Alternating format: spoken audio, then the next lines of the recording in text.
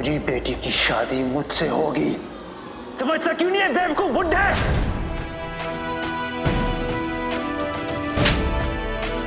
गर्दन तो मुझे तुम्हारी काटनी चाहिए, जिसने स्त्री का अपमान किया, उसके पिता का अपमान किया।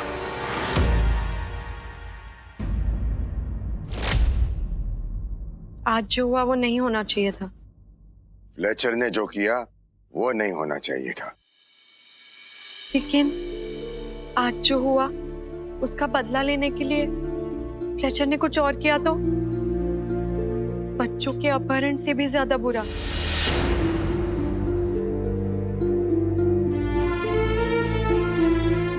मैं जानती हूँ अब बख्शी जगबंधु से संधि करने के बारे में विचार कर रहे हैं,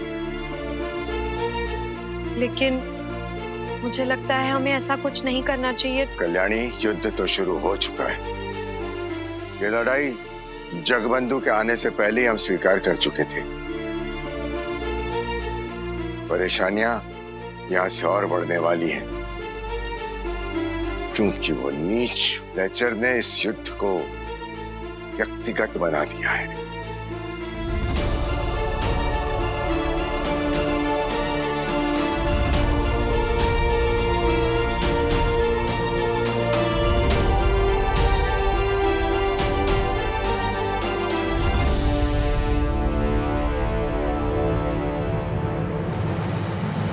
कल्याणी, मेरे इस लंबे जीवन काल में मुझे इतनी तकलीफ कभी नहीं हुई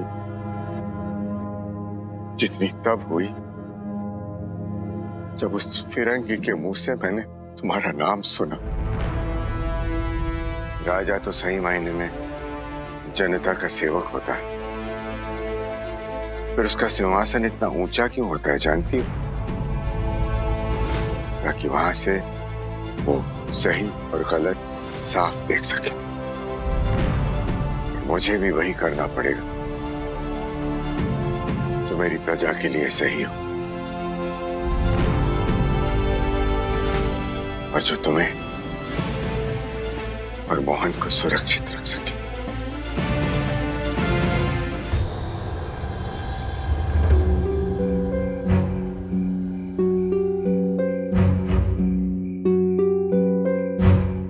फ्लेचर को जो तमाचा पड़ा था उसका जवाब वो ऐसे दे रहा है।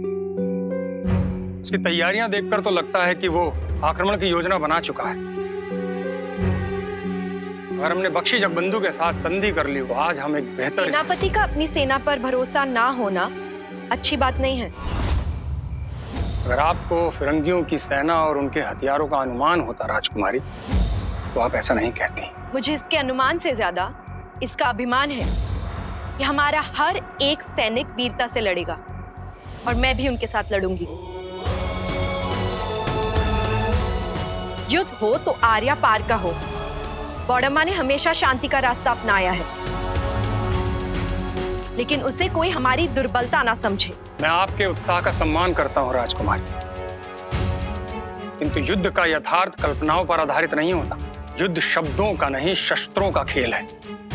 मुझे ये कहते हुए संकोच और शर्म दोनों है, किंतु मैं आशा करता हूं कि महाराज वाडंबा नरेश मेरी बातों को समझेंगे। सेना से कहो कि युद्ध के लिए अपने हथियारों को धार चढ़ा दे। महाराज,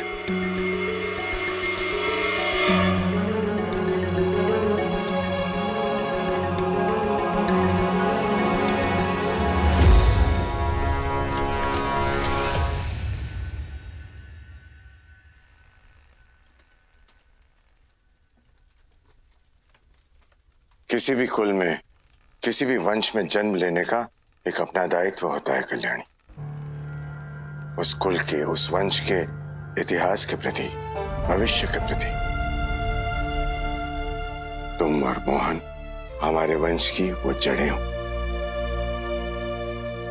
और अगर हमारे वंश के भविष्य को सुरक्षित रखना है तो तुम दोनों को सुरक्षित रखना भी जरूरी है।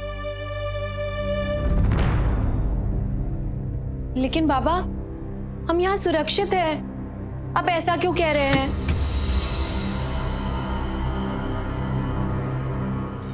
ये क्या है बाबा? ये सुरंग सीधे महानदी के पास खुलती है। वहां हमारे सैनिक तैयार होंगे एक नाव लेकर तुम्हें और मोहन को एक सुरक्षित जगह पहुंचाने के लिए। मैं बताऊंगा कब। ये युद्ध किस करवट रुके कोई नहीं जानता है। मोडम्बा फिरंगियों का सामना कितनी देर तक कर पाएगा, और अगर हार गए तो फ्लेचर मोहन को बंदी बना सकता है, उसे मार सकता है, और तुम्हें भी माफ नहीं करेगा। मुझे क्षमा करना जियार, मेरे पास यही एक रास्ता है।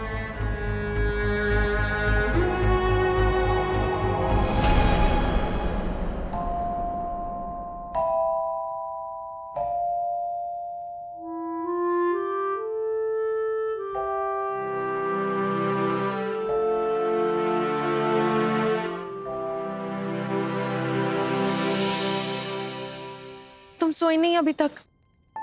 आप भी तो जाग रही है और मुझे अकेले नींद नहीं आ रही। क्यों?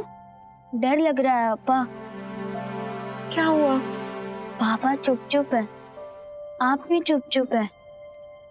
आप दोनों मुझसे कुछ छुपा रहे हैं। छुपाने की कोई बात नहीं है, हम तो साथ ही हैं और साथ ही रहेंगे। चलो तुम आज यहीं पे सो जाओ। ठीक है। चलो। जानते हो, जो अच्छे योद्धा होते हैं उन्हें रात को अच्छे से सोना चाहिए। क्यों? अरे कहीं युद्ध में लड़ते लड़ते नींद आने लग गई तो? और कल तुम्हें तलवारबाजी का अभ्यास भी तो करना है या नहीं? हाँ अप्पा, मैं ना बहुत अच्छा योद्धा बनना चाहता हूँ। अप्पा, आप जो माँ वाला गाना गाती थी, सावरे, मुझे वो सुना दो ना।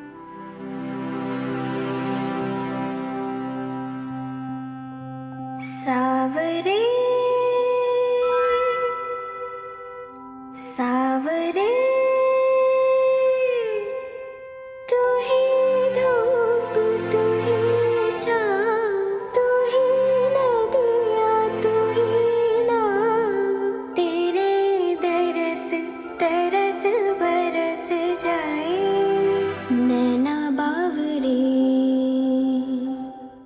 नैना बावरे सावरे सावरे सावरे सावरे।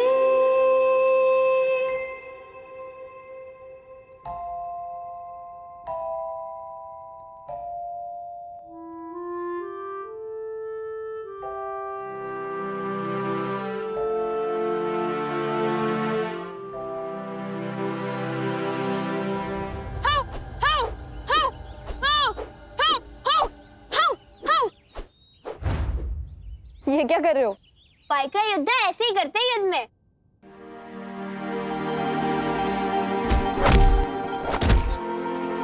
वैसे पाइका योद्धा जो करते हैं उसमें कुछ भी मुश्किल नहीं है। देखो मैं दिखाती हूँ।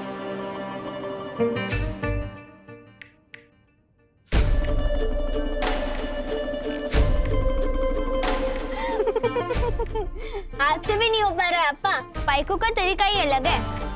पायकों की तरह लड़ना सीखना है तो किसी पायका से ही सीखना होगा। आप किसी पाइका को जानते हैं? हाँ, एक है।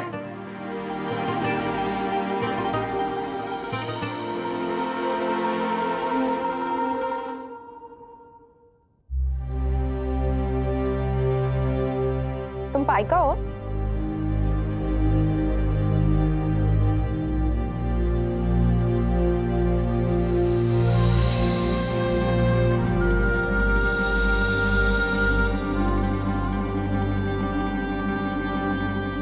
सूर्य देव को प्रणाम किया? नहीं, अपने गुरु को, जिनसे मैंने सीखा कि युद्ध करना क्या होता है और योद्धा होने का क्या अर्थ है। कौन है आपके गुरु? योद्धाओं की योद्धा, बख्शी जगबंधु। बख्शी जगबंधु, वो आपके गुरु है। सब बख्शी बख्शी करते रहते हैं। ये तो बताओ, उनमें ऐसा क्या महान है? गुण तो अनगिनत है, उनके जैसा साहसी भी कोई नहीं है।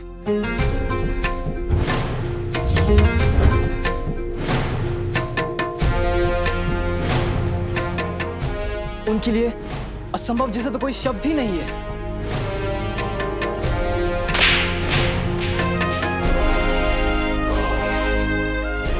लेकिन उनका सबसे बड़ा गुण यह है कि युद्ध के पागलपंथी में भी अपनी इंसानियत नहीं भूलते। गर्दन तो मुझे तुम्हारी काटनी चाहिए, जिसने स्त्री का अपमान किया, उसके पिता का अपमान किया। और वो दूसरों की रक्षा करने के लिए अपनी परवाह नहीं करते। बहुत लोग कहते हैं ना कि कुछ तूफानें ऐसी होती है जिसके आगे बड़े से बड़े योद्धा नहीं टिक पाते, लेकिन बख्शी जगबंधु वो तो खुद एक तूफान है। बख्शी जगबंधु ने आपको कौन कौन से दाव दिखाए, हमें भी बताइए ना।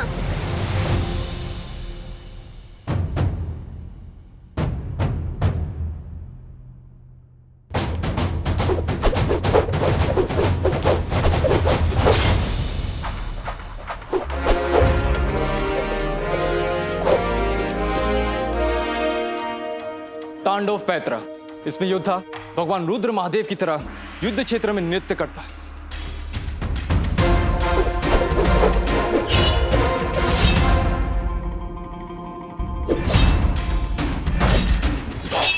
एक और महत्वपूर्ण दाव है अस्त्र निग्रह दाव। इस पे योद्धा पर इस तरह आघात किया जाता है कि उसके हाथ से अस्त्र छूट जाते हैं।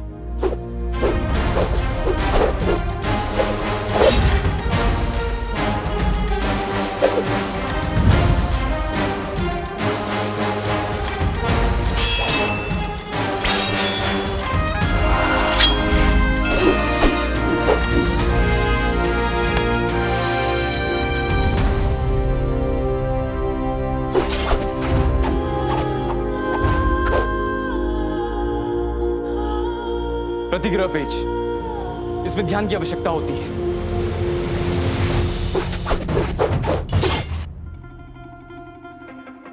जिसमें योद्धा देखता कहीं और है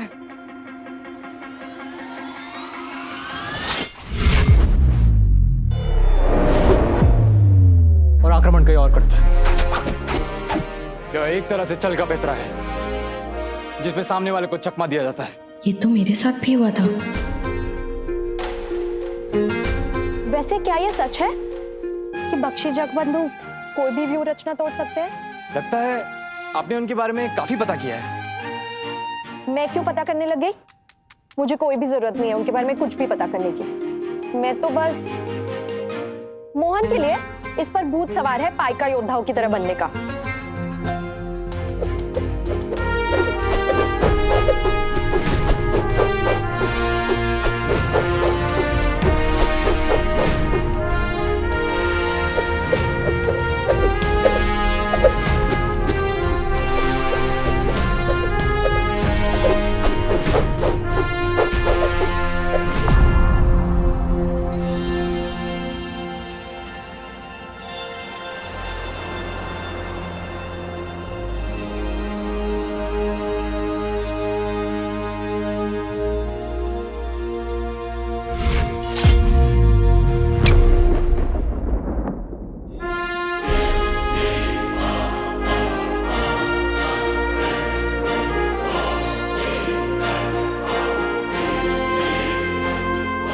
मेरी तलवार का प्रहार ही मेरी पहचान है। ये तो आपने बख्शी जगबंधु की तरह करने की कोशिश की ना?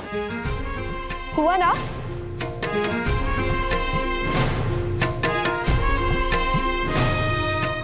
मुझे करना भी नहीं था। मेरा अपना तरीका है लड़ाई करने का। आपकी बातों से लगता है कि आप मेरे गुरुजी के बारे में कुछ अच्छा नहीं सोचती।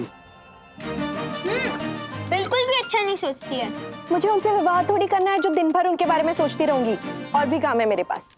वो तुम्हारे गुरु है तो है, लेकिन बॉडम्बा में उनके लिए कोई जगह नहीं।